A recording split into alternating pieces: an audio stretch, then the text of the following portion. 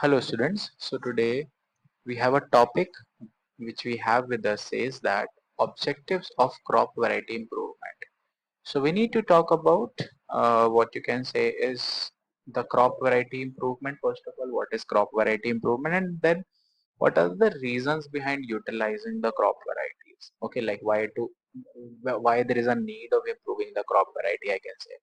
So first of all, crop variety improvement is a technique where you try to bring together various useful characters from different varieties of the same or different crop plants into the one crop variety. Like it could be one variety, it could be one species, it could be one genera as well. Depending upon the type of a crop that you are looking and you are finding some useful characters, so you are trying to insert into the one single crop.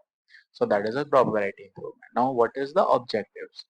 So the common objectives of the varietal improvement, that means having a different varieties, I can say, for all crop types are the development of first of all high yielding varieties. And what is high yielding varieties? Which will increase the productivity of crop per acre. And how you will do that? Through artificial selection or crossbreeding or hybridization, which can yield to the high yielding varieties. Okay. Now, why this is important? Okay.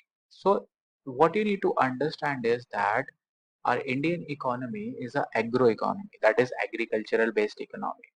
So having said that, the farmers know these are the backbones. Now, if farmers are not getting enough money, okay, like I can say here, if it is not become economical for them, there is no point of doing the farming because there is no profit at the end. So that is why we need to produce the high yielding varieties first. Like let's say they are getting a certain amount for per acre, now that has to be increased so that when they sell it, they will get enough money for themselves as well.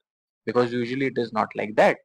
So the high yielding variety in case is a first like reason I can say here, that it has to be good for farmers and economical as well. The second is improved quality crops as well. That means having an enhanced nutritional value, so does the taste and long shelf life like have been developed. Means these are the basic idea. Good quality has to be a very important factor. Like let's say you're trying to grow pulses. So pulses has to have a more protein content. Let's say you're talking about wheat, so wheat should have a good carbs. Let's say you're talking about oil seeds, so they should have contain good quality or good kind of oils. So like that, the quality has to be improved.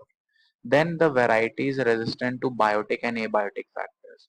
So these are like if I talk about biotic factors, so they should be resistant to like bacteria, fungi, nematodes, insects, all of these, because these are like the ones which are like actually damaging the crop.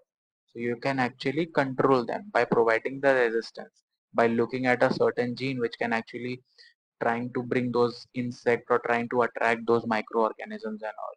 And what are the abiotic factors? These are like drought, salinity, waterlogging, heat, cold, frost. So you can also take care of that as well, that you provide a certain crop which can actually improve the crop production, because if you are taking care of these biotic and abiotic factors, because generally such species are particularly resistant to them. Then early maturation means usually they have a certain season. So now what you are trying to do is you are trying to shorten the duration of crop variety from its sowing to harvesting. That again leads to become more economical. Why? Because in a single year, the farmer need not to wait for a certain season. He can grow multiple crops within the same season and utilize it.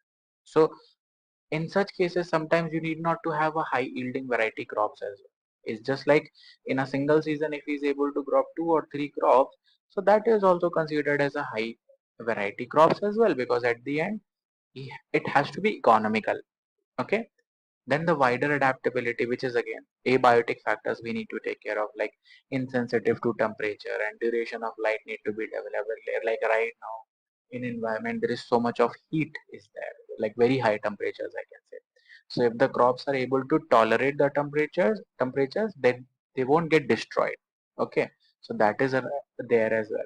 Desirable agronomic traits to achieve higher productivity, you should have desirable agronomic characteristics, which is like again how you are getting the good agricultural practices being economical as well. That is your agronomic traits.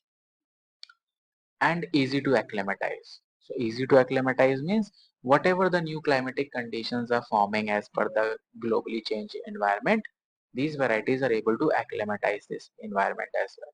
Okay, so that is how you can actually utilize, or you can say actually you are improving the crop varieties, which is like these are the points which we actually consider as the main objectives of having the crop variety improvement. I hope this will help you. Thank you.